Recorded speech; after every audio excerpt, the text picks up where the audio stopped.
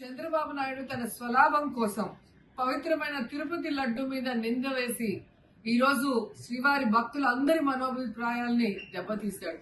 So మళ్ళీ ఆ భక్తుల మనోభిప్రాయాల్ని పునరుద్ధరించాలని, దానికి సుప్రీంకోర్టు కలుగజేసుకొని ఇది విచారించి నిజానిజాలు తెలపాలని మొదటి నుంచి మేము కోరుకుంటూనే ఉన్నాం. ఈరోజు సుప్రీంకోర్టు ఈ కేసుని స్వీకరించడం జరిగింది. ఈ కేసులో సుప్రీంకోర్టు కనుక కరెక్ట్ గా విచారిస్తే చంద్రబాబు నాయుడు అనుకో చేసిన అబద్దాలు ఖచ్చితంగా బయటకు వస్తాయి. ఎందుకంటే మీరే చూశారు, చంద్రబాబు నాయుడు లాంటి వాళ్ళు ఒక సీఎం స్థాయిలో ఉండి తప్పు జరిగిందా లేదా అని విచారణ చేయకుండా, ఎటువంటి సాక్ష్యాధారాలు లేకుండా కేవలం జగన్మోహన్ రెడ్డి గారిని టార్గెట్ చేయాలి, ఆయన మీద నింద వేయాలి, ఆయన్ని హిందువులకి దూరం చేయాలన్న ఒక దురుద్దేశంతోనే ఈ యొక్క కామెంట్ చేశాడు అనేది స్పష్టం కాబోతుంది. ఎందుకంటే ఈరోజు సుప్రీంకోర్టు ఈ కేసు తీసుకునేంత వరకు, ఆ డేట్ అనౌన్స్ చేసేంత వరకు సిట్ వేయనే లేదు.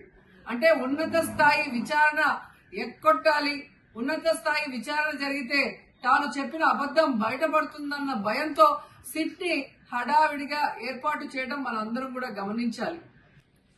మొదటి నుంచి మాకు సిట్ మీద ఎందుకు నమ్మకం లేదు అంటే, తన పరిధిలో ఉన్న సిట్ ని చంద్రబాబు నాయుడు వేస్తే ఆల్రెడీ తను ఒక జడ్జిమెంట్ ఇచ్చేశాడు కాబట్టి దానికి లోబడే అధికారులు అబద్దాలు మాట్లాడతారు, నిజాలు చెప్పరు.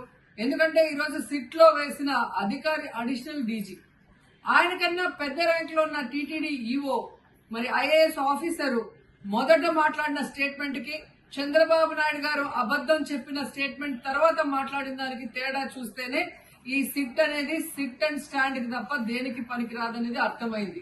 అందుకే మేము మొదటి నుంచి అడిగాము, సుప్రీంకోర్టులో విచారణ జరగాలి, సిబిఐకి డైరెక్షన్ ఇచ్చి విచారిస్తే ఖచ్చితంగా మత కల్లోలాలు సృష్టించాలనుకున్న చంద్రబాబు నాయుడు అనుకో అందరికీ కూడా బుద్ధి చెప్పే అవకాశం దొరుకుతుందని. సో ఈరోజు విచారణ స్టార్ట్ అయింది.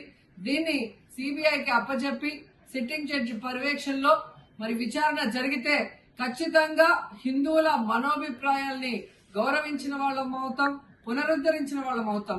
లేకపోతే చంద్రబాబు నాయుడు వేసిన ఈ నింద పవిత్రమైన లడ్డూని తినాలా వద్దా, దీంట్లో కలిసిందా లేదా అన్న అనుమానంతోనే భక్తులందరూ కూడా ఈరోజు లడ్డూ తినకుండా వెళ్లిపోతుంటే ఒక తిరుపతి అమ్మాయిగా చాలా బాధేస్తుంది. ఈ రోజే అలగర్ కోయిల్ మదురై దగ్గర దక్షిణ తిరుమల చాలా పవిత్రమైన టెంపుల్. ఇక్కడ భగవంతుడిని కోరుకున్నాను, ఖచ్చితంగా సుప్రీంకోర్టు ఇన్వాల్వ్ అయి ఈ కేసుని విచారించాలి. తప్పు చేసిన వాళ్ళని, అలాగే అంటే తప్పుడు స్టేట్మెంట్ ఇచ్చిన వాళ్ళందరూ ఎంత పెద్ద పొజిషన్ లో ఉన్నా కూడా వాళ్ళని శిక్షించాలి అని భగవంతుడిని కోరుకున్నాను, సుప్రీంకోర్టుని కోరుకుంటున్నాను.